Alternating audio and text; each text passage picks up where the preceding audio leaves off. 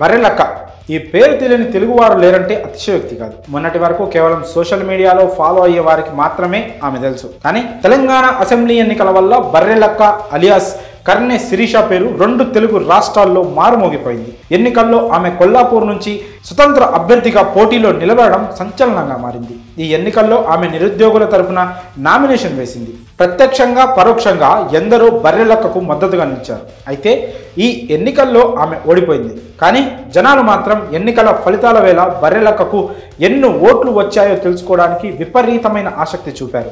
Election commission website నుంచి ఆమె అఫిడవిట్ను సుమారు 1,00,000 మంది డౌన్లోడ్ చేసుకున్నారంటే ఆమె క్రేజ్ ఎలా ఉందో అర్థం చేసుకోవచ్చు. ఇక ఈ ఎన్నికలలో బర్రెలక్కకు 5,754 ఓట్లు మాత్రమే వచ్చాయి. కానీ విపరీతమైన క్రేజ్ సంపాదించుకుంది బర్రెలక్క.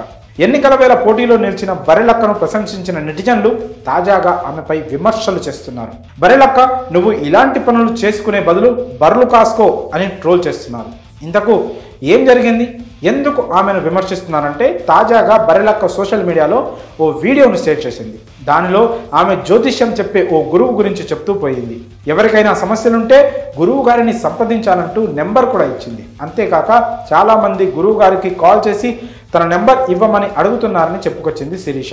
ఈ వీడియో మీద ప్రత్యేక వశీకరణ స్పెషలిస్ట్ అంటూ ఓ ప్రోమో కూడా కనిపించింది. ఇక ఈ వీడియో చూసిన జనాలు తెలంగాణ అసెంబ్లీ ఎన్నికల వేళ విజిల్ గుర్తు మీద పోటీ చేసి విజిల్ బ్లోయర్ల అందరికీ ఆదర్శంగా నిలిచిన బర్రెలక్క ఇప్పుడు ఇలా ఓ జ్యోతిష్కుడిని ప్రమోట్ చేయడం నిజంగానే తమను షాక్కు గురి చేసిందని అంటున్నారు. నిన్ను చాలా మంది ఆదర్శంగా తీసుకున్నారు, అలాంటిది ఇలాంటి వారిని ప్రమోట్ చేయడం ఏంటి? మరి నువ్వు ఎన్నికల్లో ఎప్పుడు గెలుస్తావు? నీకు జాబ్ వస్తుందా రాదా అని మీ గురువు గారిని అడుగు.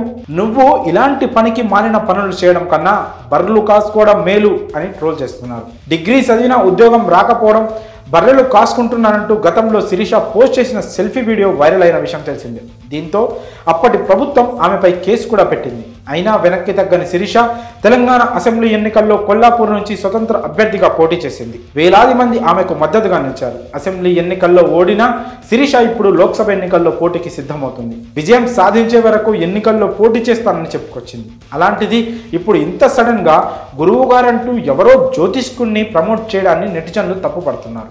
మరి బర్రెలక్క అలియాస్ శిరీష జ్యోతిష్యాన్ని ప్రమోట్ చేయడంపై మీ అభిప్రాయాన్ని కామెంట్స్ రూపంలో తెలియజేయండి.